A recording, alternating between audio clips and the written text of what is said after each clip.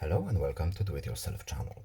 Today I will show you where to find the option and how to allow accessibility shortcut button to be visible on the lock screen in Motorola Edge 50 Neo phone.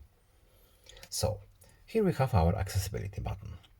Now let's change some options. So first of all we need to go to settings. Then in settings we are looking for accessibility options menu. Next we need to scroll all the way down to accessibility shortcuts. And here we have our function. First of all, let's move this button a bit. Shortcut from lock screen function. So allow feature shortcut to turn on from the lock screen. Hold both volume keys for a few seconds.